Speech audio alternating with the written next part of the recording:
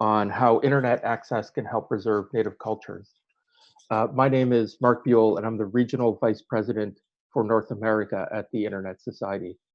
A lot has changed in the world since we proposed this panel to South by Southwest, and while it's unfortunate that the event itself had to be canceled, it does provide an opportunity for more people to join this conversation, including those who wouldn't have been able to join us in Austin. So some background on why we're here and what we're going to talk about. For a few years now, the Internet Society has worked with Indigenous communities across Canada and the United States to ensure they could get access to the internet on their own terms. As part of that work, each year we hold a gathering of Indigenous network operators, leadership, and community members. And one of the common themes at that annual Indigenous Connectivity Summit has been how the internet is a powerful tool for language preservation and promotion, and a great medium for culture to flourish. However, many communities in Canada and the United States continue to face unique challenges with regard to internet connectivity, challenges that have become increasingly clear during our pandemic crisis. Today, we're going to talk about those challenges, but also talk about the opportunities the internet offers and share some success stories. A few quick notes on the format we'll be following. While I have questions for the panelists, I really hope this is more of an informal discussion rather than a traditional panel. I'd like to focus a lot more on discussion rather than panel. And then after a little while, after we've talked for a little while, we'll open the floor to you. On your screen, you should see a Q&A button. By using that function, you'll be sending questions to my colleague, Katie Jordan, and she'll ask those questions on your behalf. You can also ask questions on Twitter by using the hashtag IndigenousInternet. I think someone will post that in the chat in a moment. We have a great lineup of panelists with us today, coming from Arctic Canada, Southern California, and the Southwest. And each of them brings a very unique perspective. So rather than reading their bios to you, I think it would be better if I ask each of them to introduce themselves and tell us why they're here. So Darrah, perhaps we'll start with you, Darrah Blackwater. Sure, thanks, Mark. Darrah Blackwater Yenishia, Besh Bachani initially, Dotsena Jenny Bashishin, Ado Besh Bachani Dashiche, Ado Touch Ini Dashinale. My name is Darrah Blackwater. I am originally from Farmington, New Mexico, but right now I'm living and going to school in Tucson, Arizona at the University of Arizona. I am just finishing up my last month of law school, so I will graduate in about a month. And I really have focused a lot on, well, one, federal Indian law, but two, as well, telecommunications law. And that's where I've been doing a lot of my scholarship lately, specifically in the field of spectrum sovereignty, which I'll talk more about later. But yep, that's where I am in the world. Thanks, Darrah. Next is Matt, who may not be joining us from Southern California after all, but the Millennium Falcon somewhere. Matt Rantanen. Coming out of hyperspace onto this meeting. Hey, so Matt Rantanen, Southern California Tribal Chairmens Association, Director of Technology, but I also sit on the Tech and Telecom Subcommittee at the National Congress of American Indians, and just passed my 7th year with them, and did 2 terms at the Native Nations Broadband Task Force at the Federal Communications Commission, and a handful of other things. American Indian Policy Institute at Arizona State University, and I advise the Western Governors Association on rural broadband as well as tribal broadband, and I'm here, you know, under all of those hats. And I also am part of a for-profit venture that is trying to change the landscape by drawing new lines on the map with long-haul dark fiber with a company called Arcadian Infracom. Thanks. Thanks, Matt. And finally, we have Madeleine Redfern. Madeleine? Hello from cold, icy, snowy Iqaluit. And I'm the president of Nuvujaq, which is a tech company, telecommunications, working on several projects in the north, trying to set up time links internet exchange points, space internet exchange point, lots of exciting sort of opportunities here. In particular, trying to improve connectivity for our communities that are satellite dependent in Canada's north. Thank you, Madeleine. I think we should just jump right into questions. And my first question is for each of you. We'll go one by one. What are the major struggles that Indigenous communities face that are different from what the Canadian and US governments classify as rural communities?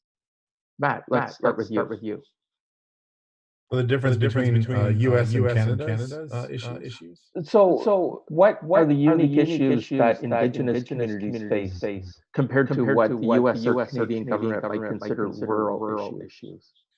Yeah, so obviously, coming from the perspective of tribal, I know that how this works, but a lot of people don't understand the subtle nuances that tribes are forced to live where they live. They used to be fairly nomadic and roam a region or territory. So now the reservations that the tribes live on are one specific location that are furthest away from resources. The several attempts in the United States to build out infrastructure and communications have avoided the tribal reservations.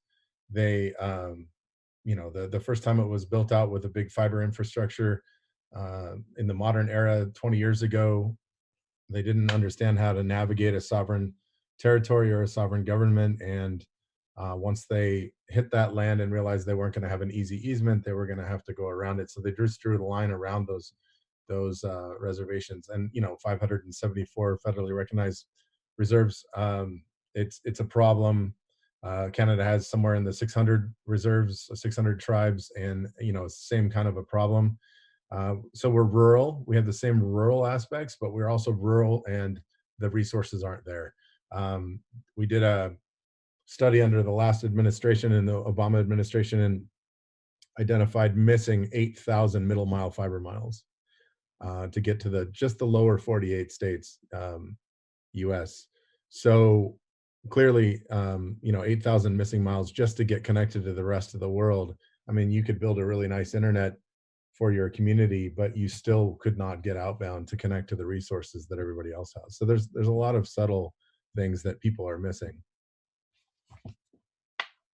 And Darrah, same question. What do you see as the struggles that Indigenous communities face that, say, rural communities don't in the US? Yeah, I want to echo what Matt said as far as the legal part of it. The easements of what we would call the backhaul, the fiber is one really, really important. But to hone in on a different, maybe this is actually more broad. I think anyone who's been out to a reservation has probably feels this or sees this for themselves and doesn't really know where to put their finger on it. But one of the arguments that we hear a lot as Native peoples, where we are not just a race, but we are a political class, which is something that the Supreme Court has affirmed over and over again, is kind of this false idea. And we're seeing this with the ICWA cases right now, the Indian Child Welfare Act cases, where people are saying, well, they shouldn't get special treatment because they're a race just like everybody else. And I think that idea really sinking into every part of our societies, Native communities, is really harmful. And this is one of the ways in that people look at the internet and say, well, why do we need to pour $8 billion into tribal internet? They're rural just like everybody else. But the answer to that really goes back to the treaties and the trust relationship that is well documented in case law, as well as just our society and the way that the whole legal scheme has been set up since the very beginning. And basically, our forefathers, being Native forefathers, they bargained for what people might call now special treatment, which is education, which is utilities, which is making sure that for as long as the rivers run and the grass grows on these reservations that Matt was saying, where we don't have a choice, we're here, sometimes on our ancestral homelands and sometimes far, far away from them. But we don't have a choice of where to be, but we did bargain for that area in our treaties, as well as living a good life in that area. And in 2020, that good life, that use and occupancy includes broadband. It includes quality internet. And that's really the crux of what people are not really seeing, because the truth is that tribes should have much, much better broadband than maybe a rural area right next to it, because of the treaties and because they bargained for it, whereas the rural people might be left behind, but they don't have a special political status that tribes do. Thank you. Madeleine, I know where you live. I've been to your community many times, and I know some of the unique challenges, not just with regard to policy, but with regard to geography. Could you tell us a bit about what makes your part of the world unique with regard to internet access? Well, first of all, where I live has no road access. So everything is dependent on either a short shipping season to bring in goods, or the vast majority of the time is to fly in everything. Most of the internet worldwide is fiber and near roads. And literally we are 100% therefore satellite dependent at this point in time. To maybe just to echo or to add a little bit about, the disparity between Indigenous access to internet versus non-Indigenous in Canada or Northern Canada, is the fact that, yes, we have a treaty system or modern land claims for many of our Indigenous peoples. Like in the United States, most people are not necessarily, settled where they would have chosen. We in the North, as Inuit, do not have reserves. We have communities, but nonetheless, we have a modern land claim agreement. Having studied the history of Canada's relationship with Inuit and Indigenous people, unfortunately, there's been a long-standing colonial relationship and history, which has been very discriminatory. And when Darrah speaks to, the special treatment, well, what's important to note is that we traded, millions of square kilometers of land for smaller parcels and a distinguished amount of rights. So, and therefore, our respective countries exist because of our very lands that we contributed into our confederations or our nations. In our land claim agreement, there used to actually be an article that actually spoke to communications, and during the negotiation process, it was actually removed, which, was a shame because, given our, geographical location, we're remote, we're distant, we desperately needed to have communications in order to actually manage self-governance. And without that special right, that extra, money, we don't have that same level of connectivity. In some cases, we've seen, certain policy people speak to, well, we don't deserve it or we shouldn't get it because it will ruin our culture, which is bizarre and absurd because, we need access to technology. We are actually always been a people of innovation in order to survive. This is just a new tool. Alternately, the other sort of excuse is that, well, you're remote, you're Indigenous, you're hardy. Well, again, it's another justification to limit something that other Canadians have access to. Thank you, Madeleine. We're having a challenge with the chat. I think we'll shut that down and do what we can to bring that back up. Madeleine, that was excellent. Shifting gears a little bit, and there's a few things I want to get back to with regard to what Matt, Darrah, and said, but shifting gears a little bit, I want to ask about the real crux of this panel, which is around, what are specific ways that Indigenous and tribal communities can use the internet for cultural and language promotion and preservation? Is there anyone who wants to go first? I Matt, can start please. if you want. You know, having worked for 19 years with 20 different tribes in Southern California, we've seen a lot of opportunity come along with this technology to be able to support cultural and community, actually, you know, just normal functionality as well as like some of the cultural and historical and language preservation opportunities. So with technology, we've built a recording studio that creates content that can be served over community networking that's tribal specific. We've recorded language, we've recorded songs, storytelling, many things like that. What we're doing today on Zoom is a very functional, like advanced version of tribal meetings. You know, face-to-face meetings are key in tribal communities. You know, we use the internet for email, we use the internet to send things on social media, and we also call each other, but nothing beats a face-to-face meeting. And in a crisis like this, where everybody's quarantined, this is as close as it gets. And I think that's really important to understand that technology is allowing us to see each other today and to be as close as we can be and still be safe in the current situation. So we've seen a lot of different uses of technology for just normal tribal behavior, let alone the things like retaining languages that are dying off and capturing all of the vocabulary and the storytelling of the elders and the pronunciations and the songs that go along with that. There's many opportunities to do that. Yep, Matt, you raise a interesting point for all of us at this time. Is can you imagine going through this lockdowns without the internet, without the ability to work from home, without the ability to connect with each other? But there are many people who can't right now. Yeah, we're actually talking to them on a regular basis from our wireless internet service provider business, as well as the fiber providing business.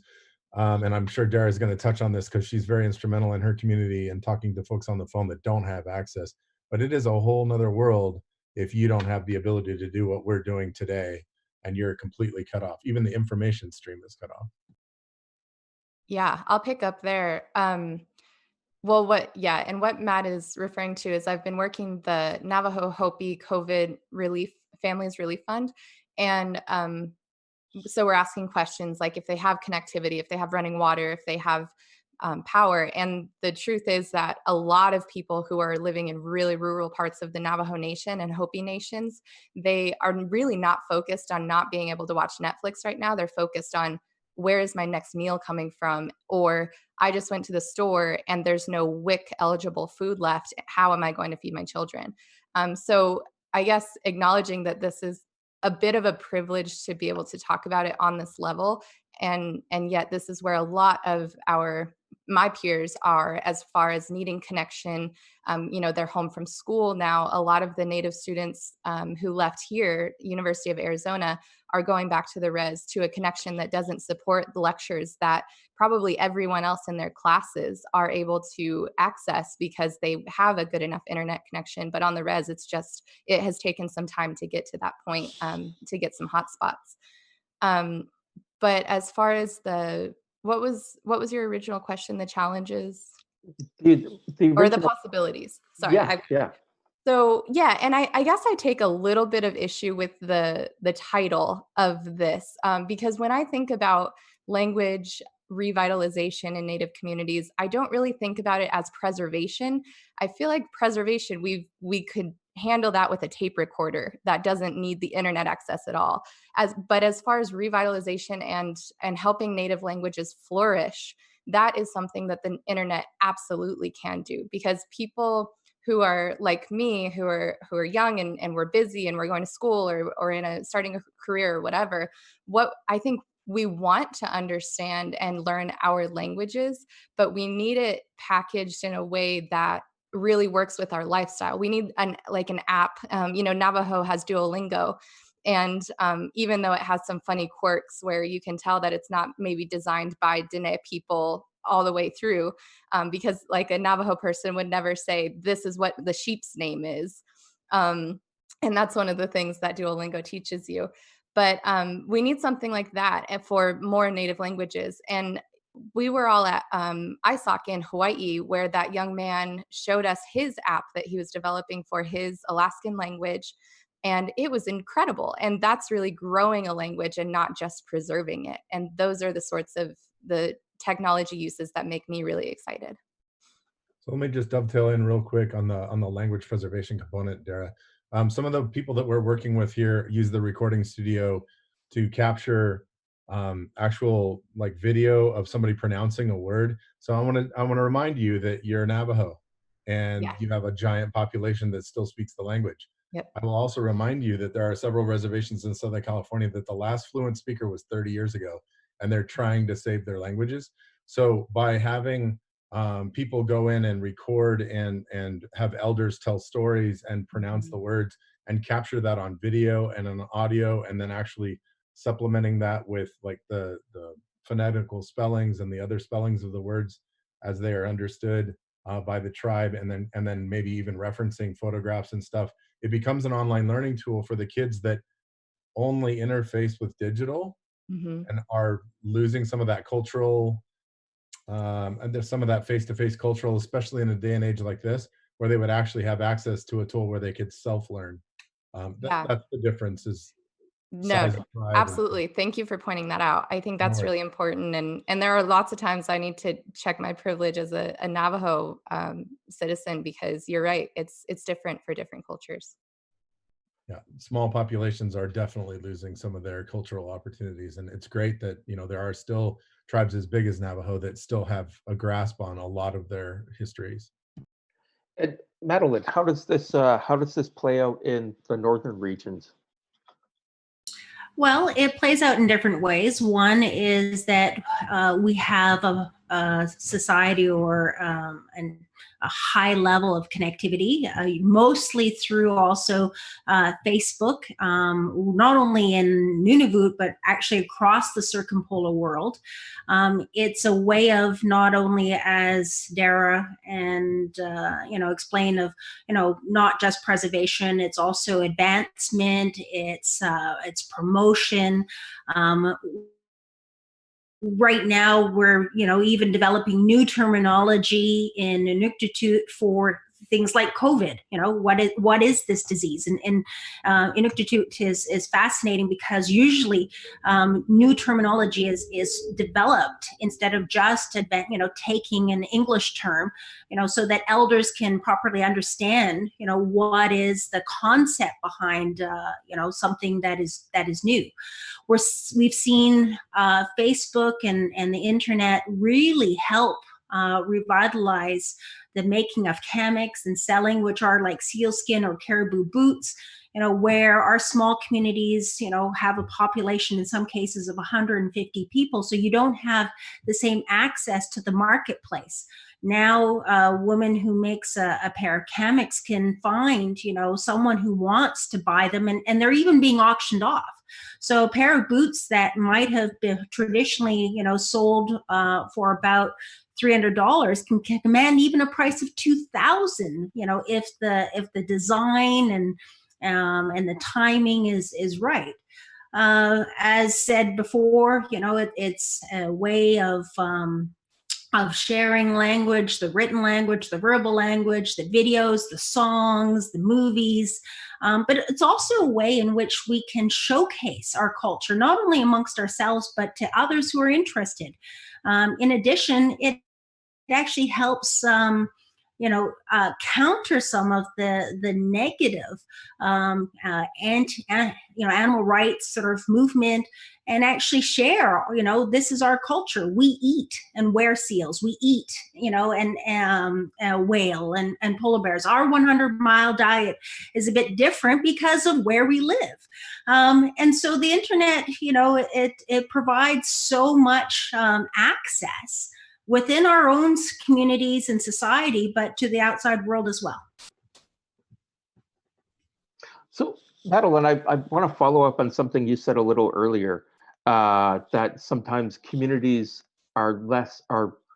there's sometimes some pressure not to deploy access in communities. So I wanted to ask the three of you about barriers to internet adoption, not necessarily barriers to deploying internet in communities, but have you seen what barriers might exist for communities to not want to use the internet? And if so, how do we get around those barriers? I offer that to any of you. Well, then maybe I'll start then. When I was with a company that actually was looking at bringing fiber into our region and traveled with representatives, I was quite surprised, in a good way, how often, you know, our elders, our hunters, our leaders, you know, everyone wanted real access, good access, affordable access to the internet. There is recognition that that you need to recognize that there can be, you know, people who try to scam you and, you know, emails or sort of, you know, send inappropriate images. And so there needs to be, you know, some discussion about how do you protect, you know, some of our most vulnerable people in the community. But for the most part, I would have to say people want to be connected. They just want a better connectivity, and as I said, more stable and more affordable.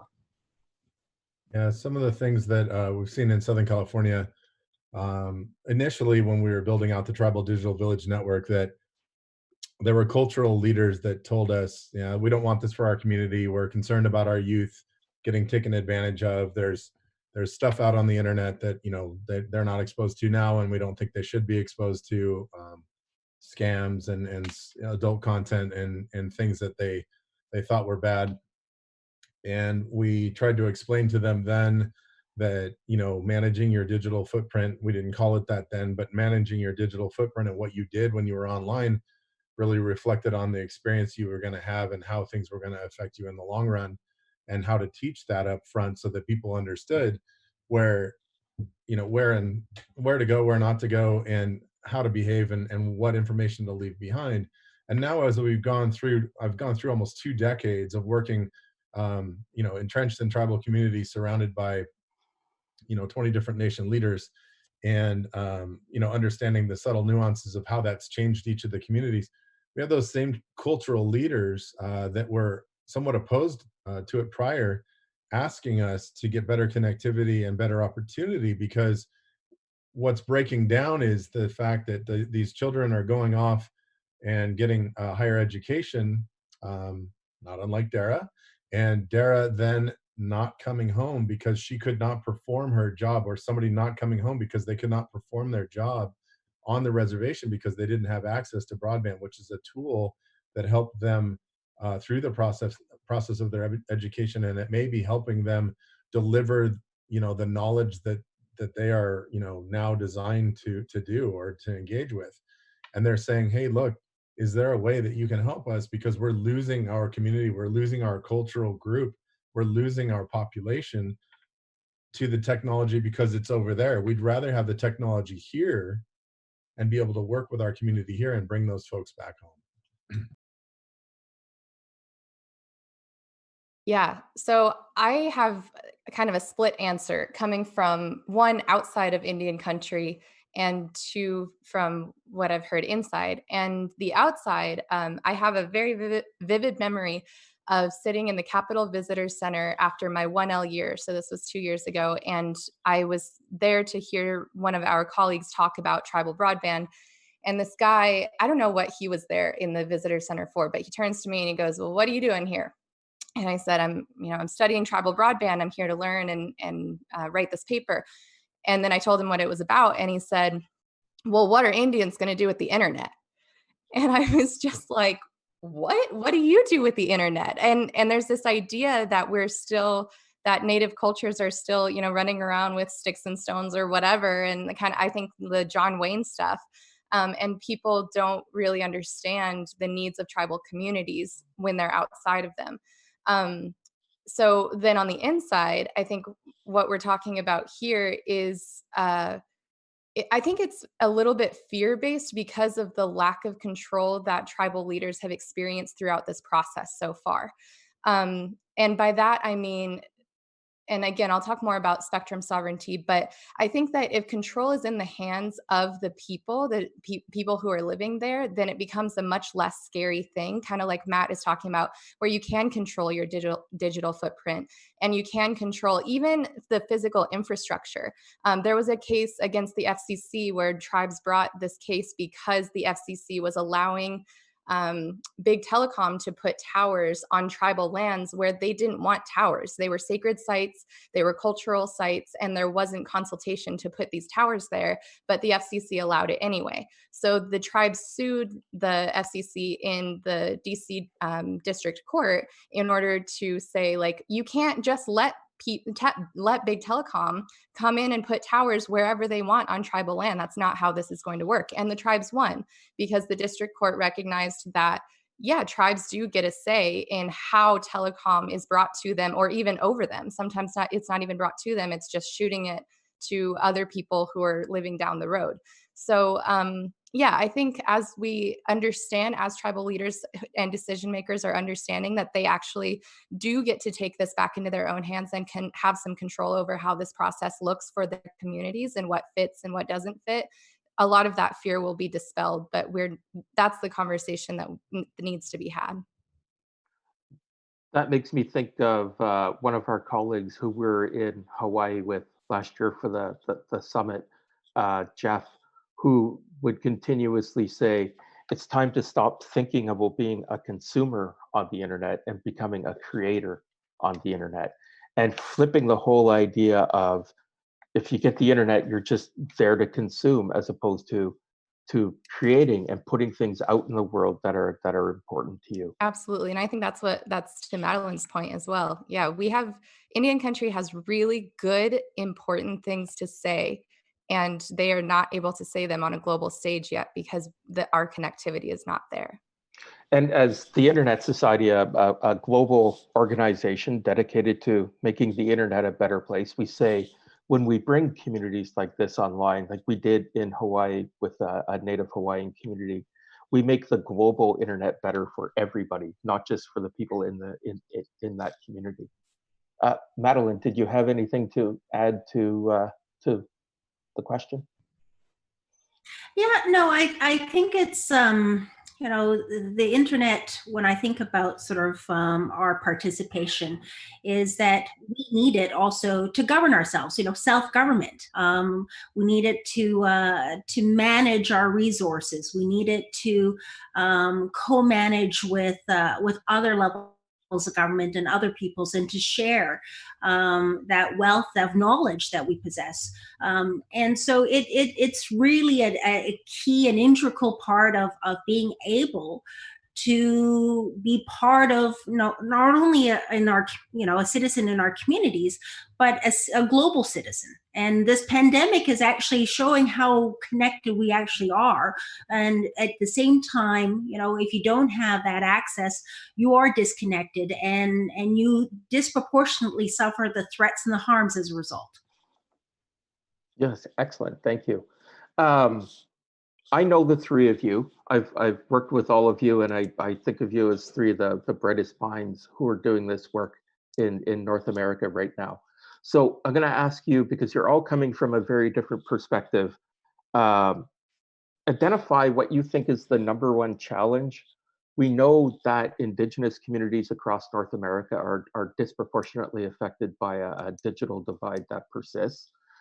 Can you name what you think is your #1 challenge, and how to overcome that challenge with regard to deploying access to, Matt, in your case, Southern California, Darrah, it could be from a legal policy perspective, and Madeleine, from your perspective as a northerner in a region that's dependent on satellites. So I'll start with you, Matt. I know where Darrah's going with this one, so I'll stay out of her lane. So I'm actually going to speak from a grander scale than Southern California and talk about actually what I like to call changing the landscape, and that is the middle mile piece. The middle mile piece, you know, during the Obama administration, when we discovered 8,000 missing miles, you know, give or take 500 million, it's somewhere around $1.25 billion to build that out at capacity, depending on, if the fiber that is adjacent to the reservation is actually accessible or not. And as I said before, you can build a wonderful network, but can you connect it to the rest of the world? Because as we know, the internet is a network of networks, right? And so you have this wonderful tribal network, and then you want to do the things that everybody else does, have access to the resources, the jobs, the healthcare, the everything else, and you can't get there. Or you're trapped in a situation where the pipeline that comes to you is so marked up by, hops through the middle of America that you're paying exorbitant amounts that can't scale. So your community is essentially left behind, even though you have the wherewithal, maybe even have the technology and the expertise to build out what you can do locally. You still can't get out. So I think the biggest challenge right now is to get the federal government and even some of the state governments to conceptually understand that build out of that middle mile and easements and the opportunity to use existing disturbed ground like roadways and things like that, infrastructure that's already been built to distribute a bigger and more broad network to support the communities, so that they then can build off of the end of this and be connected to the rest of the world. I think that is probably the biggest sticking point at this point. Having been involved with Arcadian Infracom, and now 2 years into the process of building out 2,500 miles in the Southwest, it's very apparent that as we got quarantined, that even if you were on the ground and able to work in your own community to develop opportunity, they still didn't have an outbound path to the internet to be able to connect to. Even if some quick fix wireless came in, which I've been doing wireless for 19 years, if some quick fix wireless came in to fix it, you still couldn't get back to the rest of the world to get the resources that you needed. Excellent. Thanks, Matt. Madeleine, let's go to you. Same question. What's the one big barrier and how do we overcome it? That's a big question. Having now sort of tried to understand how the broadband and internet works in Canada, you and I have had that conversation. I mean, the system is broken in Canada. And it's not just even a question of throwing money at it when the system is broken. A lot of the federal government, have different departments and agencies that have different responsibilities, not as well connected to each other as they could and should be. The big telecommunications companies don't want to provide service in rural remote areas because it's not profitable. It's very challenging for us to be able to access funds when the criteria or the policies and the funds, don't even allow you to be able to access them, to develop community networks. There's just, we're functioning in a broken system, and ultimately what I would really like is, a proper analysis before we throw billions of dollars more, to try to achieve some laudable goals that the federal government has stated about sort of connecting Canadians, by 2030, when we know that, we need to do some major fixes. And we also need to look at actually developing a strategy that, which you look forward and then you go backwards to, how do you achieve, some of these stated goals that the federal government's prepared to make major investments in? Because, just the way it works right now, we're nowhere near going to achieve those end goals. Thank you. Darrah, you're up. All right, strap in. So my whole platform has been on spectrum sovereignty, and I'll explain what that is. When I started doing this research a couple years ago, I had no idea how the internet worked, and I had so much catching up to do. But as I started really dissecting each piece and trying to asking this overall question, exactly what you're asking, of where is the breakdown, there are multiple points, and events like this encourage me so much because it feels like a weight is lifted of, oh, okay, so some people are interested in solving the backhaul problem. Some people are interested in satellites and how Earth satellites bring better internet to our slope and everybody up and even us, maybe, I don't know. But one of the things that really spoke to me was spectrum. And so that is essentially the radio waves. So spectrum is essential for any wireless telecom connection. So like spectrum is what brings a text message or data from a tower to my phone and back or up to a satellite. And so these waves, they're not something that's created by a telecom company. They're just used. So it's a natural resource. They've been on the land since time immemorial. They are, it's the electromagnetic spectrums, the same as like sunlight. So it's a natural resource that's been on the land. And in my view, it's something that's encompassed in the treaties. And for use and occupation in a treaty means that you get to utilize the spectrum and have control over the spectrum rights to it. So the spectrum rights are not currently with the tribes. The spectrum rights have been taken by the Federal Communications Commission, and they're sold mostly to big telecom and other entities. And the Federal Communications Commission for the US Treasury makes billions and billions and billions of dollars. I think in 2015, they made like upwards of $40 billion. So they're sold, and 56.2 million acres of land in America is tribal land.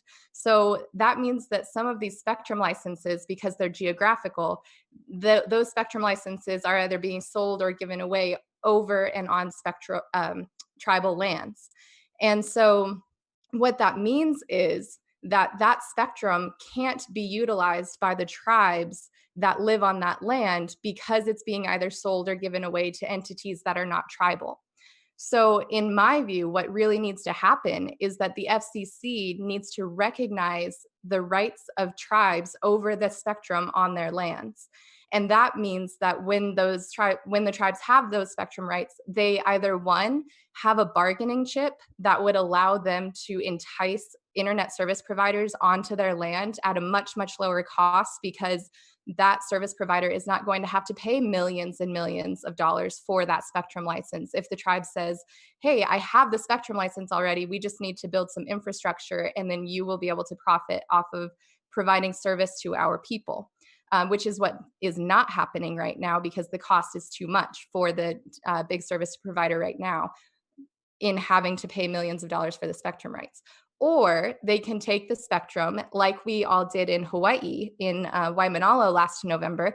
They can utilize the spectrum to set up their own community broadband networks, which is what we're seeing happen actually right now around Navajo. NTUA and other entities have just started throwing up their own networks for students to be able to drive up into a parking lot and utilize their internet connection, and just really blasting it out farther than they normally would so that people can sit in their cars and use the internet. And that all uses spectrum. So if you have spectrum, you can do that. If you don't have the rights of spectrum and the ability to use those licenses, then you can't do that. So the FCC really needs to recognize that tribes have rights to the spectrum over their lands. Excellent, Darrah. Thank you very much. That was very well said. And we call those Wi-Fi drive-ins. We built one at Tribal Digital Village, and we serve the Paula community that way. We call them Wi-Fi drive-ins. They're great. So I think what we'll do right now is go to some of the questions from the chat, and then come back in a little bit and perhaps talk a bit about what's happening across Canada and the US with regard to access during the pandemic. But Katie, I'll call on you. I think we have a couple of questions in the chat. Yes, thanks everybody. And I'm going to start with just a couple of things that I hope we can kind of fire off, and then ask a question that it would probably be good for each of you to answer. The first is, you guys were mentioning earlier an Alaskan language learning app, and that Michael DeLue from Fairbanks, Alaska is interested in using that resource as well and would like to know the name. Do y'all remember? We can research it and maybe send it later, but I don't remember the name. Katie, while you're asking the question, I'll look through my emails and find it. Perfect, thanks. Another question that maybe is not quite so quick, but I think Darrah would be good if you could explain. Could you give a real quick summary of kind of, and I know you just were explaining kind of why spectrum is so important, but one of the questions is kind of what is spectrum? Mm-hmm. Yeah, so spectrum is short for electromagnetic spectrum, and it's basically waves that are on and over land just naturally. And it's what think of it as like a river in the sky that the information travels on to get from a service tower to your cell phone. So when you're looking up, if you're in a city, you look up at the buildings, or in a rural area, they're really, really tall towers. Those are where the antennas are, that like Verizon or somebody has up, and then it gets to your cell phone. And so think of it as like a river, that those messages are kind of like going along the river and going from that tower to your cell phone. So it's basically just the radio waves that the information rides on. Thank you. All right, and then one question for all of you guys, and I'm going to combine a couple that were in the chat. But essentially, participants are interested in knowing kind of how the internet could become more affordable to everyone in native and rural areas, and if there are already government initiatives to make sure that there is the internet is both affordable and accessible, especially in the most remote and rural places, native places. So I'll jump in early. So I also saw another question in there about the low Earth orbit satellites called LEOs, and I'll tie that into this answer as well. So affordable internet is a component, a combination of events that happens to get from point A to point B. How much infrastructure is built between where the internet lives and where you live, and what the cost is to effectively get that to you. The more infrastructure that is built, the higher the cost, or the higher the recovery of the delivery mechanism. They want to get their money back. They want return on investment. So to get affordable internet all the way out in rural communities that are cut off from existing infrastructure is the most expensive. And there are programs at the federal government, like Lifeline services and high cost funds that have been developed for telephony over the past, I don't know, however many decades.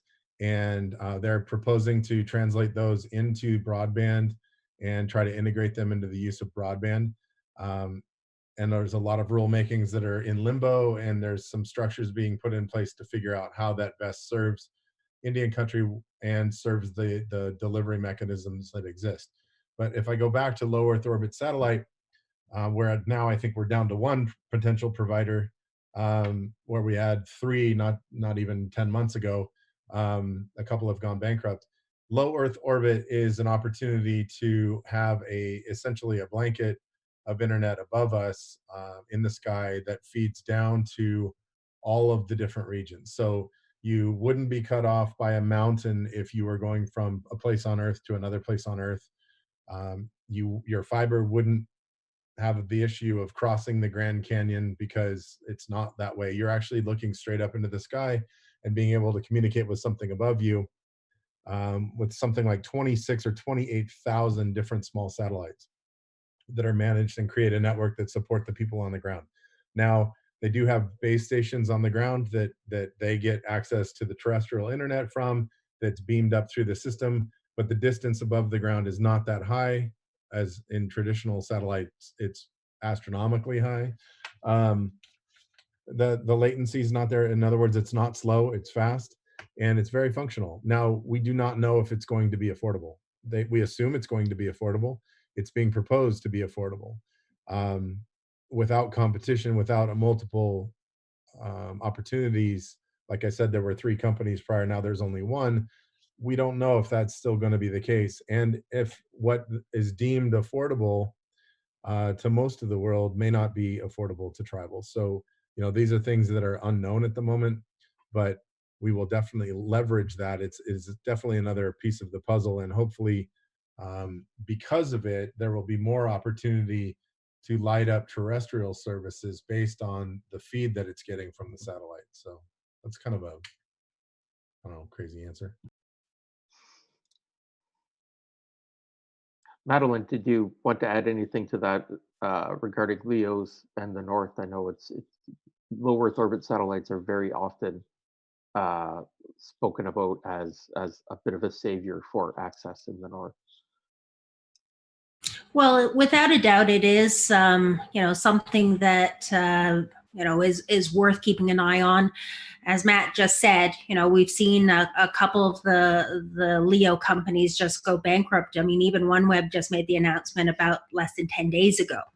So the internet, of course, as Matt explained, is a wide range of different types of infrastructure. The vast majority of connectivity and is over fiber optic.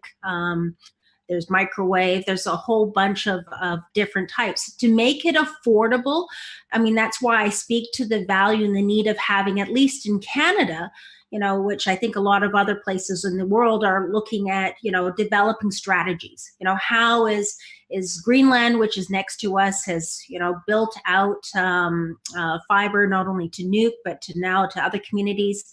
They've tied it in with energy projects, transportation projects. The reality is that while, 90% of Canadians live 100 miles from the US border, the rest is still Canada. And, the other 10% don't just need connectivity because we'd like to be able to chat as we are in this meeting. We need it for military. We need it for research. We need it for healthcare, for education. So we need to figure out, as our government has, committed billions of dollars, for some connectivity goals, but how do we get there? And how do you make it affordable? And where do you, foster competition? Where do you put in the subsidies with a good, return for not only the people who are going to, receive that connectivity, but is it actually value, a good return of investment for the rest of Canada? This is nation building. Just the same way that, no one questioned in the early 1900s the cost of building, roads and rail all across the country, or airports. These are critical pieces of infrastructure that we need, for multiple purposes. That is not only for the benefit of us who live in the rural, remote areas, but actually needed and necessary if we're going to keep up with, as I said, our obligations on military and sovereignty and security and everything that the internet brings. Excellent, thank you. I see a question in the chat that I think is interesting from an anonymous attendee. What are the threats to cultural and/or tribal intellectual property via the internet? I open that to any of you. Darrah, do you want to start, or you want to? Sure, I can start. My mind immediately goes to the work that I did. I worked for a law firm last summer that does federal Indian law and policy in Washington, D.C. And we did a lot of work on what's called the STOP Act, which was the intention was to keep cultural items from leaving the United States and going to auction mostly in Paris, but really anywhere. Because that's there's a huge traffic line of cultural items leaving America and going to be auctioned off in other countries that don't have the same rules that we have. So I see it more as something that can really help that effort. There probably are. I mean, the truth is that we get ripped off all the time. When I'm scrolling on Instagram, I can see people, like there was one that it was this Bilagana girl who had a little Etsy shop or something. Bilagana means a white person who had an Etsy shop. And it was a very clear ripoff of the Navajo Nation flag. And nobody told her. And then people from Navajo started commenting and saying, are we going to address the fact that you completely ripped off the Navajo Nation flag? And, we've had cases with, I think it was American Apparel, and we've really had to fight for our designs and our cultural property getting ripped off over and over and over again. So if any, I don't think that it creates more of a threat because it's happening anyway. I see it as a way that we can actually have better tools to monitor and fight back and really start this conversation and let people know this is a problem and it's not something we take lightly. Excellent, excellent. Madeleine or Matt, anything to add? Go ahead, Madeleine. Okay, you know, there are, without any doubt, times that there are things, as Darrah said, you know, cultural appropriation or misappropriation of designs on multiple sort of platforms. But as she also explained, you know, when people catch, you know, that appropriation being happening, it gets called out quite quickly. We've seen, you know, major sort of design houses being forced to pull back, you know, those items.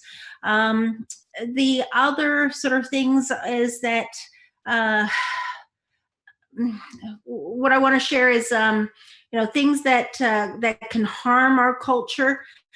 In some cases, we've seen, you know, people share pictures of our hunts and harvests, and you know, and try to demonize our culture and our way of life. But that was happening even pre-internet. That was happening in the 1970s. What we've been able to do is sort of, you know, instead sometimes, you know, say this is our culture. You know, you might not, you know, have that type of relationship with your food, but we do, and this is what it means. And so we've, in some cases, been able to flip it and say, you know, this is where we procure, you know, our nutrition, and it's different than yours. And sometimes even just sort of analogizing and sort of saying, well, you know, you actually eat raw meat when you eat cured meats, like in Italy, or there's the blood sausages, and being able to say that our food culture is healthy, nutritious. It's our 100-mile diet. And you may not be able to sort of, you know, convert the animal rights activists, but for a lot of people, when explained in that way, they recognize, like, oh, okay, you know, it is different, but it doesn't mean that it is necessarily bad or scary or something that, as I said, needs to be demonized. So it's a tool, and it depends on how you use it and monitor. But for the most part, even in the intellectual knowledge, for the most part, Inuit have seen for, you know, decades our knowledge being harvested by researchers and scientists and packaged as their own. Now with the internet, we're able to even sort of, you know, monitor and access how our knowledge is being used, and in some cases challenge, correct, you know, that misanalysis and those misconclusions, and prove that, you know, this knowledge comes from our people. So I'd say, you know, ditto to both of those. One of the things that we did early on with tribal leaders, when we were talking about, you know, the expansion of tribal communities being online and operating online, was if you don't want it to be at risk, then don't put it on the internet. You know, there are parts of the cultures that just don't end up on the internet and shouldn't be on the internet, and there are parts of the cultures that can be on the internet and be educational, like Madeleine was talking about. And for Darrah's case, like if this person needed to be educated on the fact that they were borrowing or stealing a symbol that was Navajo, you know, they maybe didn't know it, maybe they did know it, and you just needed to let them know that they're not allowed to do that. There's a lot of different things there. I was going to circle back to our previous question. There was a couple of things that came up in the chat that I wanted to address. Steve Song was asking that if the low Earth orbit satellites would have the same effect as the Loon project, which is Google's basically weather balloon internet, would that affect people investing on the ground in infrastructure like fiber? And I would certainly hope not, but it apparently has happened in Africa. And, you know, we don't want to, we want to have multiple options to do things. Now, one of the things that people need to understand is that a network of anything above us needs a network of support systems on the ground, right? So it's not like one of these satellites is going to get access to the ground and then distribute it to all the other satellites around the globe. There's going to be multiple places around the globe that have access to the ground from the satellite network or from the balloon network. And when that happens, that means there needs to be fiber to that point, because that's going to be pushing a lot of data upstream to the satellites to be able to distribute to the people that are connected. That would indicate to me that there needs to be a denser fiber infrastructure. Now, the United States has gone goo-goo over 5G wireless service, cellular, and and I'm just going to just blow this out of the water right now. If you do not have a grid of fiber across the ground to support gigabit cellular, you are not going to be able to deploy 5G. So that means 5G is only going to be in urban and some suburban environments until a densification of fiber infrastructure grows across this country in the communication deserts that we have. So those are some of the things that that need to be addressed when we're talking about these things. And hopefully those education points can be brought up when people are thinking about not investing in an area for critical infrastructure, because there's already an alternative. There is still a need for that on the ground, and that still is a build out. One of the other things that was asked, and there was a couple of crossovers, but Darrah had mentioned licensed spectrum, and she was speaking about all spectrum, but there is an opportunity right now that came up in the chat, and that is the EBS spectrum, which is the Educational Broadcast Service spectrum in 2.5 gigahertz. And there's a tribal priority window open that currently closes August 3rd. Tribes are actively applying for that license and bringing that opportunity in.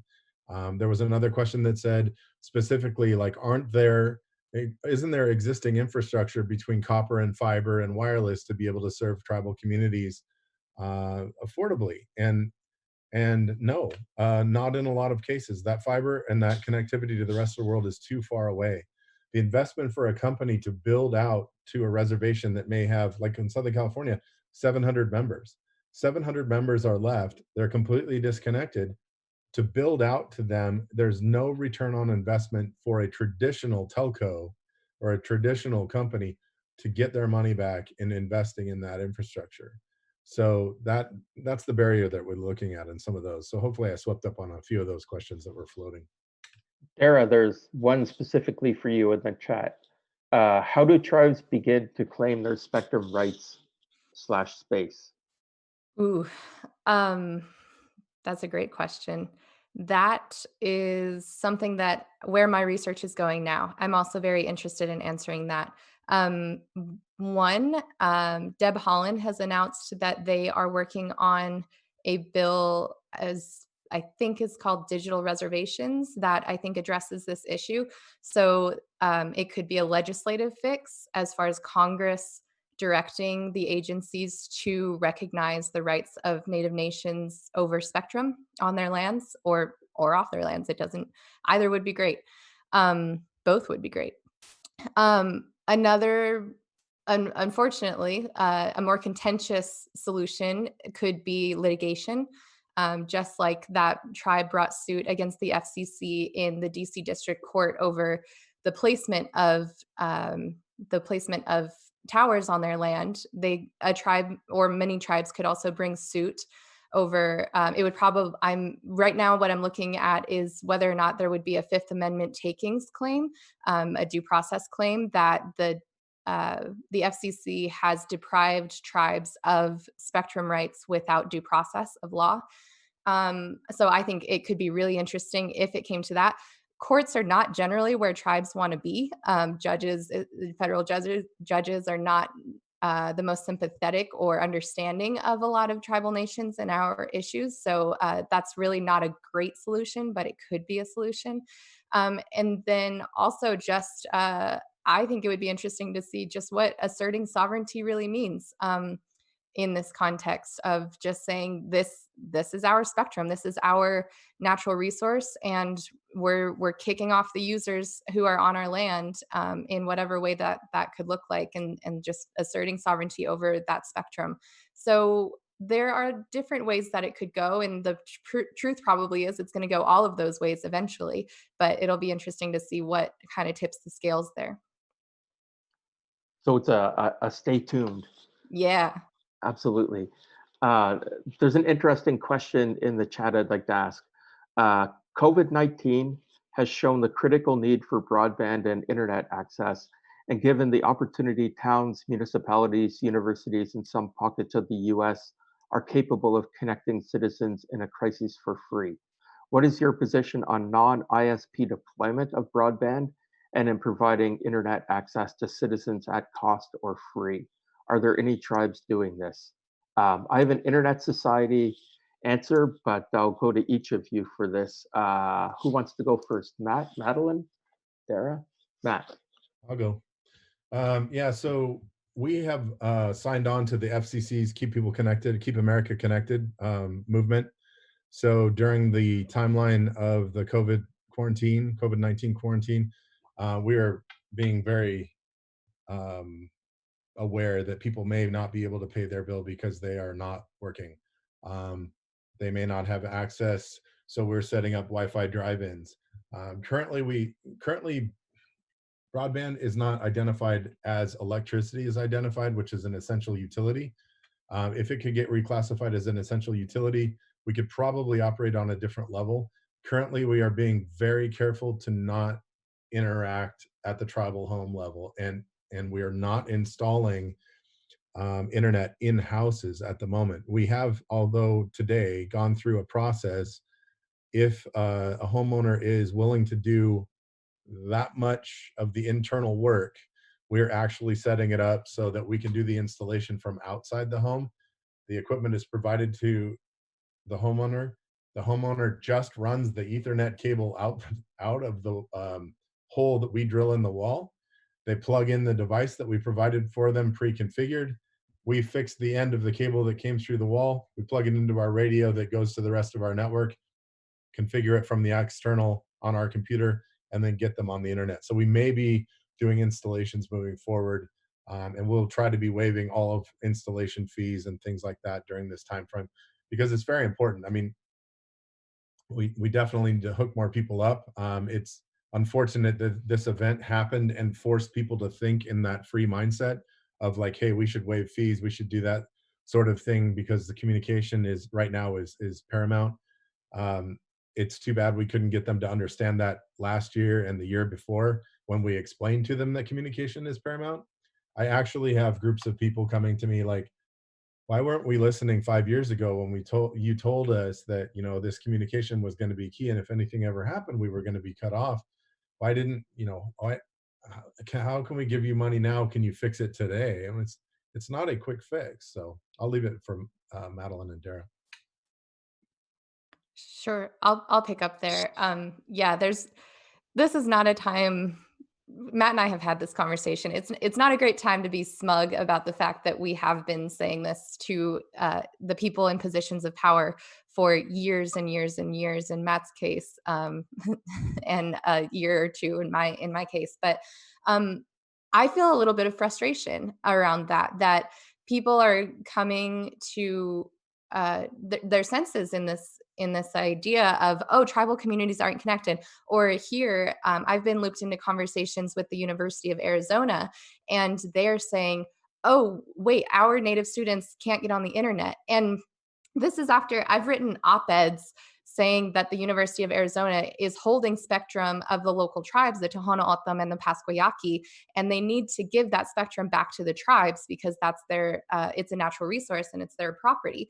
And just now, people are coming to me saying, I think this law student knows something about this, and that we should maybe figure out how we can connect these local communities or connect our students out at Navajo or Hopi or wherever. And it's frustrating, but it's also, you got to push through the frustration of I told you so and go straight to, okay, and this is how we can help now. This is how I'm glad that you've come around to it. And I think the University of Arizona, the last I heard, they were gearing up to throw about $500,000 at connecting using their ag sites. They have agricultural sites all over Arizona, and utilizing that Wi-Fi and upping that equipment to where they can blast it for those drive-ins that we were alluding to earlier. So it's a little bit, like I said, frustrating that it has taken a global pandemic for this issue to start being solved. That is frustrating to no end. But regardless of that, we're here and we have key players at the table in this conversation now to really figure out what these solutions actually look like and piece it together where it actually works for Indian country. Madeleine, what are you seeing in Northern Canada? Unfortunately, we have no real ability to offer free or even significantly cheaper internet during COVID-19.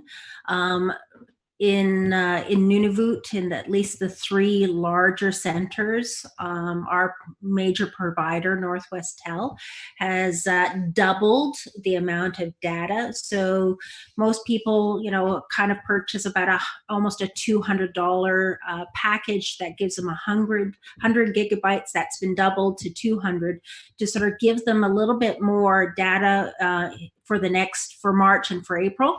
After that, time will tell. It's not being offered into the other communities. It's extremely expensive. And of course, I would be remiss if I didn't speak to the fact that, during this pandemic, our libraries, our schools, our colleges are closed. Our most vulnerable people who have no equipment and have no internet at home rely on these community access programs, and they're closed. So they are completely shut out, even if you were able to provide them the equipment and cheaper or free internet. So we've got 70% of our people in Nunavut are living in poverty, food insecure, and even with this increase in data, I fear that we're going to see quite a number of people even go past the double usage, and then they're going to find these really big bills, and at a time when we're starting to see, some nominal food increases, and some people having lost their jobs. It's not a good time, but there are opportunities to not only just to highlight that we should have been working on this before. Nuvujaq and my partners, and even with the Internet Society, as you well know, Mark, we're looking at, how do we leverage this situation, and what projects can we actually move forward to try to demonstrate, what, a community network, and connecting them with different partners to use that even as a proven solution that could be expanded to other satellite dependent, rural, remote, northern Indigenous communities. Thank you, Madeleine. And I think there's one thing that we don't talk about a lot with regard to the pandemic, and it is that I think when we get through this, and we will get through this, we'll be faced with an opportunity, because the communities that are most in need will be very apparent to all of us at the end of this.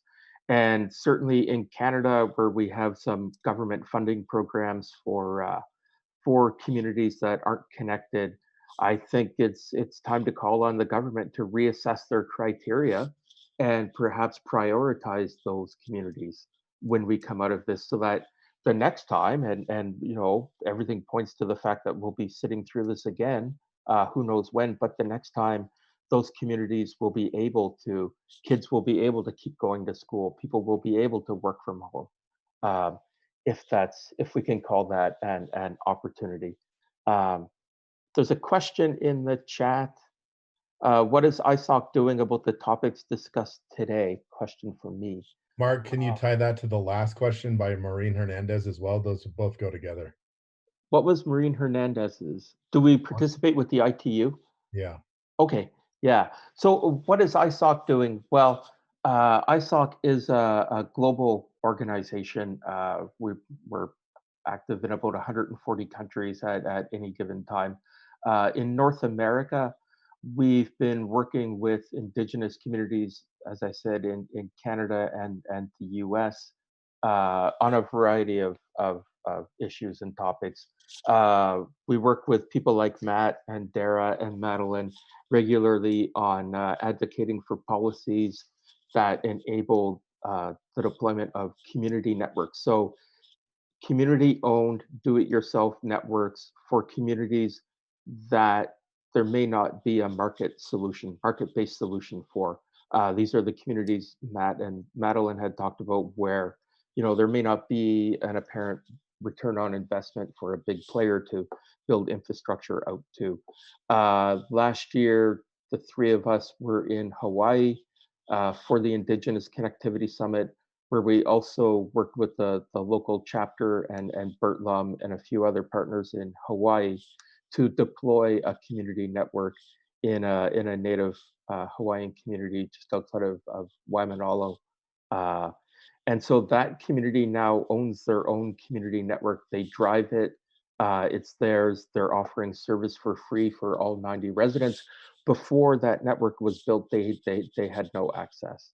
So our typical process when we work with a community like that is we'll work with the community to identify their needs, their wants, their priorities, and then tap into our network to provide training for community members, and then help them deploy the network and support them however they need it afterwards.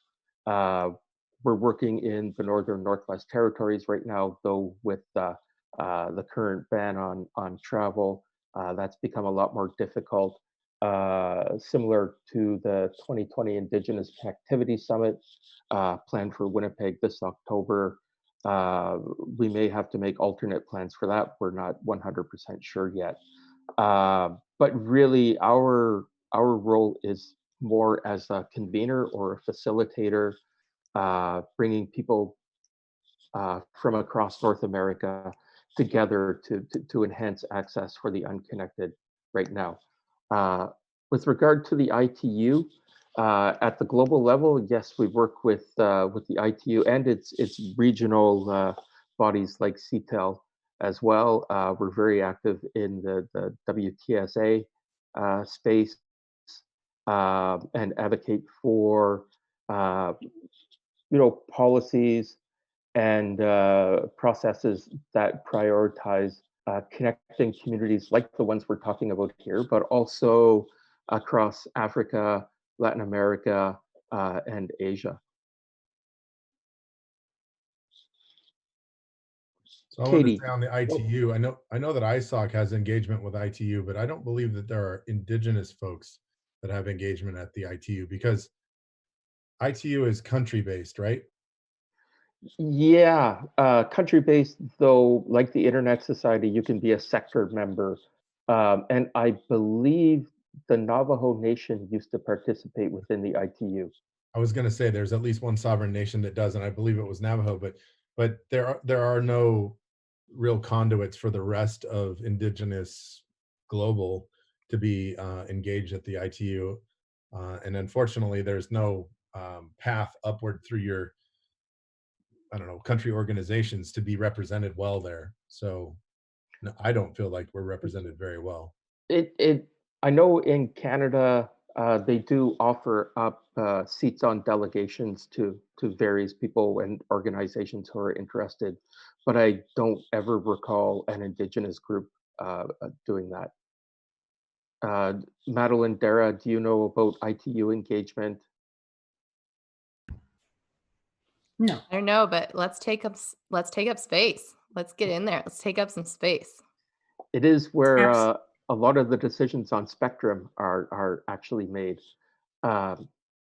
Katie, I haven't been following the Q&A. Do you see a question that you'd like to ask? There are a whole lot of really good questions in here, and I don't think we're going to get to them all, unfortunately. But there is kind of a trend through a few of them talking about data sovereignty and spectrum sovereignty and kind of how they interlink, and whether Indigenous communities should be using open source technologies versus proprietary technologies, and kind of the idea of preservation of language and culture versus empowerment of language and culture. And so I think it'd be interesting if you all could talk a little bit about what intellectual property and data sovereignty mean in your work? That was one of the most concerning things for the tribes when we first built the Tribal Digital Village Network was everything that we were going to do over that network, could other people get a hold of it and make it theirs? Was it no longer private? What was the conception in data sovereignty versus intellectual property rights? Like, do we have to copyright everything? Is there some way to protect it? How do we do it? And one of the simple things early on was, if you don't want it to be out there, just don't put it on the internet. I mean, most of that related to business development, not cultural. So economic development strategies that tribes had were often undermined by adjacent communities because they didn't want, honestly, for whatever reason, they didn't want the tribe to succeed, and or they didn't want that economic development opportunity to be close to their backyard. So a lot of the things were done off the internet. Once the level of encryption and security became better, we started to operate a little bit more wise on how to communicate online without being exposed. But unfortunately, the same copyright and patent and information protection exists somewhat globally, so you have to pay attention to those rules. Madeleine, I see your dog. Yes, Giles wanted to get in on it. No, and I agree that to some extent, if you don't want it, stolen, your knowledge, your information, you wouldn't share it on the internet. But it actually it speaks to the need, to understand the value of cybersecurity. Our own territorial government was subjected to ransomware in the fall. It shut down our government in 25 communities almost completely. We still, I think, have a number of systems that are still being built up. And then, of course, we've had, COVID hit us, so it's kind of a double whammy. But I think, there are a bunch of areas in which we need to learn and understand and figure out what do we put out there. There is some mutual, accountability that is required even within our own communities. Who shares what, and where did you have that permission to share it more broadly? And as well as I said, cybersecurity and putting in systems in place so that you can ensure that your infrastructure and your systems aren't compromised, which also means that your data that you put in through those systems are not accessible to others that you don't want. Yeah, I completely agree. And this work I've found can be very stop, go, where you start talking about ideas and start talking about possibilities, and everyone's really jazzed up to make something happen. And then the bureaucracy gets involved. And I worked for the Assistant Secretary of Indian Affairs for a summer in my first year, after my first year of law school, and became well versed in what bureaucracy looks like in Indian country. And I think it gets a bad rap here. I think the process that we're talking about is stopping to think through and ask these really important questions, so that we're not in the position like Madeleine is describing, or that actually just happened to Pasquayaki down south of Tucson last year as well, where they had a breach and everyone was offline in their entire government for weeks and weeks, and it wasn't a good situation. So to ask those questions now saves a ton of headache later. And also, Indian country has seen so many different snake oil salesmen coming through their territory over the decades, ever since colonization began, of people who are saying, we can connect you, this is going to be great, just give us this down payment, or just give us this, or whatever, and then nothing ends up happening. And so I think there is a little bit of just exhaustion of, yeah, we've heard this before and it's not going to be that great. And so anyone who's partnering, that's really what a good partner coming into these tribal communities looks like, is someone who understands that exhaustion and any amount of skepticism that a tribal community or tribal leaders might have, because they've seen this happen. So, and these pictures have been painted for them so many different times over the years. But again, I think that comes back to this nexus of control that is put back in the hands of tribal leaders and tribal communities, of what are your priorities? And if safety ideally is near the top of that, what does that conversation look like? Does it look like not using open source software? Does it look like using it, but utilizing it in a way that is more comfortable for a tribal community that works for them? And that's what I really like. Going back to what you said, Mark, about how the Internet Society works, is that takes planning and evaluation of what are the needs and priorities of different communities. Because with 574 different sovereign nations within America, they're not all going to have the same needs, wants, or priorities in those conversations. So it's important to set it out to, from the outset, to have that clear. Yeah, we have over 1,000 nations on this continent, which is a pretty epic group. It would seem that as we develop, strategies to work together, which are actually in development, we should be able to come up with some really strong answers, sharing this knowledge with everyone and getting to communicate. I was going to touch on a couple of questions that I saw fly by. Nico P, I'm assuming Nico Pache, was asking whether or not the spectrum from the satellite downlink would be something that would be something that the tribes would get sovereignty to. Yeah, it's in the same line of questioning of whether or not the terrestrial spectrum should be the tribes or not, and is it a natural resource that they should have access to over their land. So it falls in that same exact argument. And then Brian from Navajo Nation, I'm assuming Brian Tagaban, but I'm not sure. Navajo Nation funded the ITU Indigenous Portal, so that's pretty cool.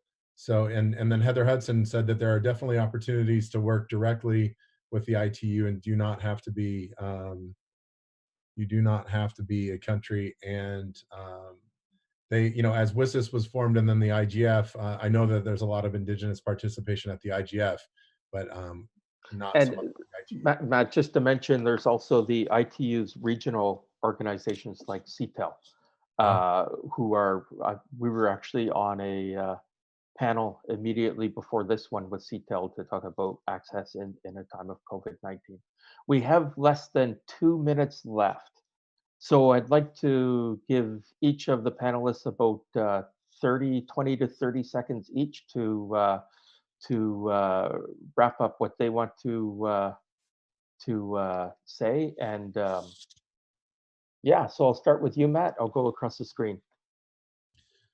Okay, so really this is just tip of the iceberg. So now that you have some of this and you have connection to some of the people that have been on this call, and you have some relevant topics that you need to discuss, please reach out, because we're constantly collecting, gathering, and herding data on all of these topics and trying to educate our lawmakers in the federal government of both Canada and the US to understand the needs of Indigenous communities and the opportunities that exist and the partnerships with these communities that can happen, from middle mile fiber builds, long haul dark fiber builds that give access to local communities as they pass by, to really robust wireless and hybridized networks being designed by several of our Native American brothers and sisters. I think it's really, it's time to focus on solving this problem and take care of business. Thanks. Madeleine? Yeah, so I think what I would just like to say is nothing about us or nothing that affects us without us. So we need to develop that capacity. We need to participate because it's shown that if we don't, others make those decisions. And in the end, we're forgotten about, we're left out, and we're marginalized. So we need to step up. The way decolonization means exactly that. We step up and own, our future, own our resources, own our infrastructure, and ultimately, get connected. I'll echo that. Yeah, it is time to indigenize the internet. We have so much to offer. We have so much to say that is so valuable. And it's time for us to come together and do whatever it takes. For me, it means getting really frustrated and really passionate about the fact that there are so many injustices happening, mine specifically with Spectrum, but across the board. And this should have been done long, long ago. But here we are, and we have the tools and we have the ability and we have the passion. We are completely capable of making this happen. And I think that's exemplified here on this panel. Things like this make me really excited. And there's so many other people that can add to this conversation that have really important things to say. That's what the world needs is more passion to make things happen. We are running 1 minute over right now. So I'd just like to quickly say thank you to our three panelists. Excellent discussion. Thank you so much. Well, thank you, Mark. Will this be recorded or will this be available canned somewhere? This is being recorded, and I think we will be posting it somewhere. I'm sure we are. I'll send a follow-up email. There were many questions in the chat that I would have loved to have gotten to, and I'm hoping we can perhaps come up with a way to answer some of them via email or something like that. I'm not sure, but with that, thank you to the ISOC team who pulled this together too, and thank you to all of our participants. This has been a great discussion. Thanks. Stay safe. Thank everybody. you.